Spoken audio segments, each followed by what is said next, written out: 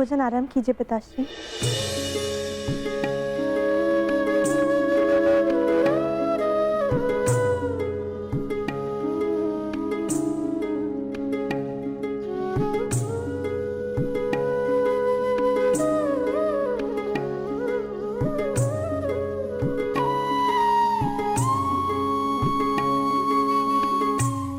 पिताश्री, क्या आप मुझे मेरे पिता के विषय में कुछ बता सकते हैं? युद्ध में क्या हुआ था?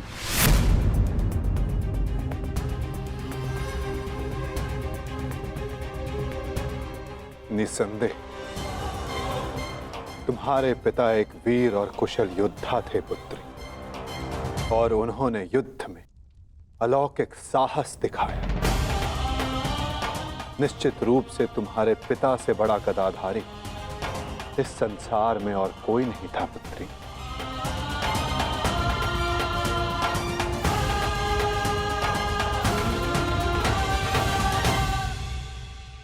यदि ये सत्य है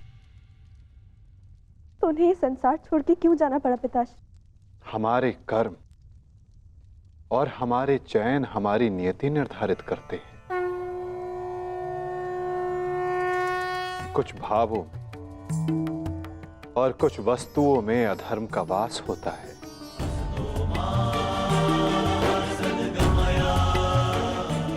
जैसे कि जुआ और मदिरा, ये व्यसन पहले लुभाते हैं और बाद में हमारे ही नाश का कारण बन जाते हैं पुत्री।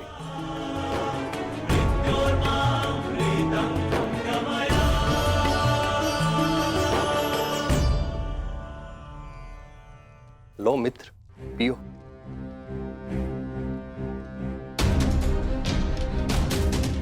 मैं जानता हूं कि तुम बहुत दुखी हो, किंतु चिंता मत करो, तुम्हारे मनोरंजन का प्रबंध कर दिया है मैंने। कैसा मनोरंजन?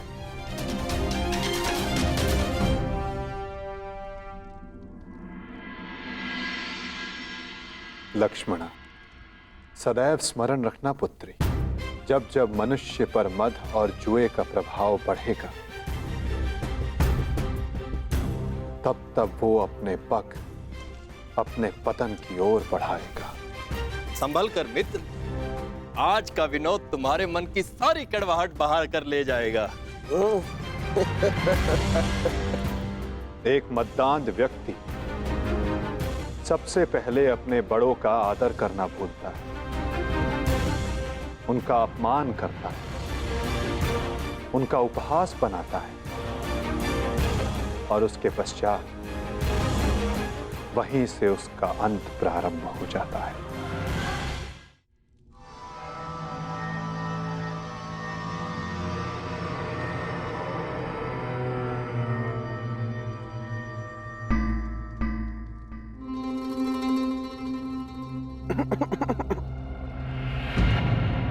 तो आप हैं महान ऋषि, सुना है महात्मा कि आप भविष्य बता सकते हैं।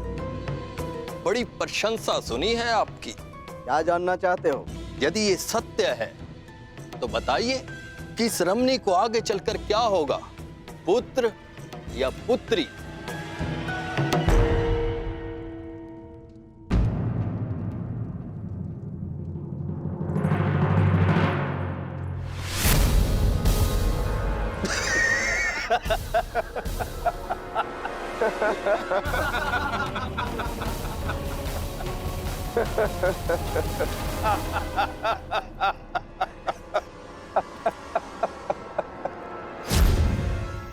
और समय बताना मत भूलिएगा महाराज। यदि आपकी भविष्यवाणी सत्य नहीं हुई तो आप अपनी बाकी की तपस्या हमारी बंदी गृह में पूर्ण करेंगे।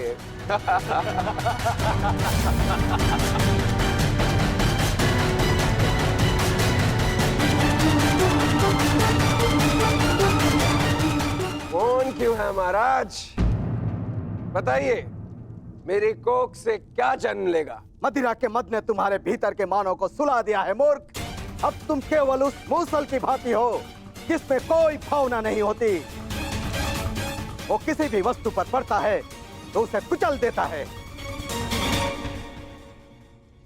ये लीजिए पिताश्री, ये हलवा मैंने विशेष रूप से आपके लिए बनाया है।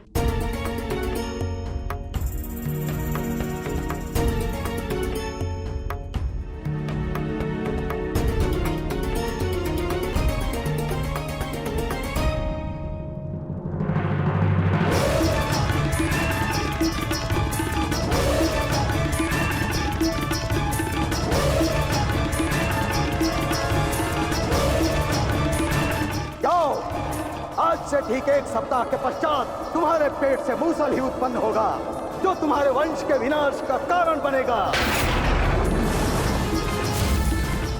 जिस मदिरा के मद में तुमने मेरा अपमान करना चाहा, वो मदिरा तुम्हारे नाश का कारण बनेगी।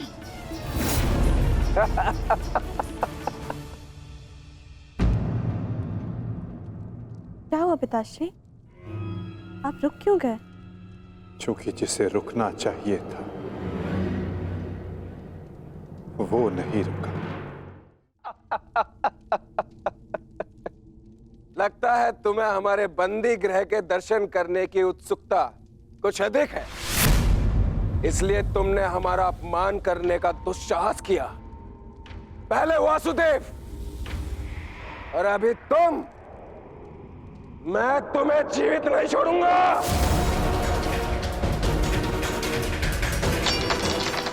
अरे ये क्या कर रहे हो मित्र? शांत हो जाओ और इनसे क्षमा मांगो ताकि अपना श्राप वापस ले ले। ये क्या कह रहे हो तुम? इस पाखंडी से क्षमा मांगू? ये एक पाखंडी है। भला कभी किसी पुरुष के कोख से कुछ जन्मते हुए देखा है? ऐसे ढोंगी साधु से डरने की कोई आवश्यकता नहीं।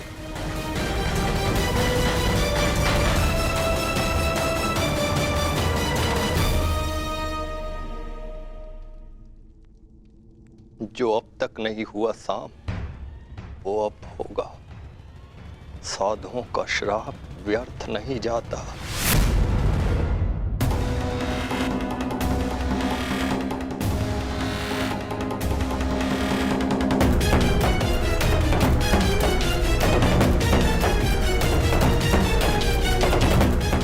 मुझे क्षमा करना पुत्री। कदाचित मैं तुम्हें कह सकता सदा सौभाग्यवती भव।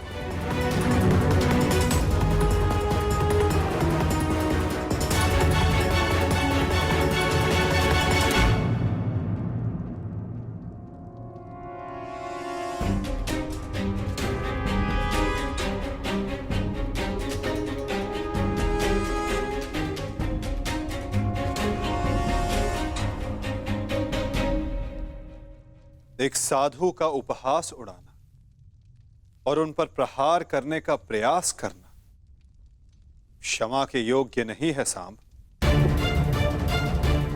आपने तो सृष्टि के सभी महारथियों और अनेकों सैनिकों का वध करवाया। क्या वो क्षमा के योग्य है?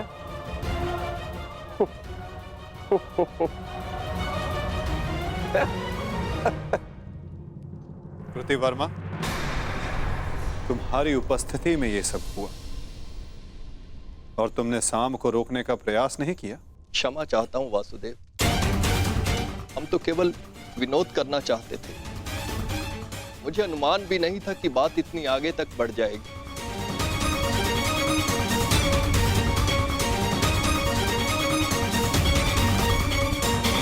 कितना समय? 7 दिन।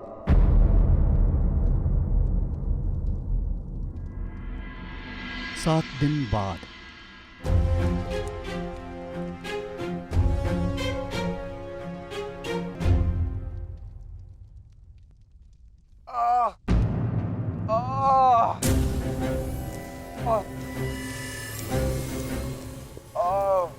सहायता करो मित्र, मेरी सहायता करो। अत्यधिक पीड़ा हो रही है। कैसी पीड़ा हो रही है तुम्हें? लगता है उस साधु का श्राप मुझे लग गया है। आज 7वां दिन है और ये देखो मेरे पेट में अत्यधिक पीड़ा हो रही है। जाओ, आज से ठीक 1 सप्ताह के पश्चात तुम्हारे पेट से मूसल ही उत्पन्न होगा, जो तुम्हारे वंश के विनाश का कारण बनेगा।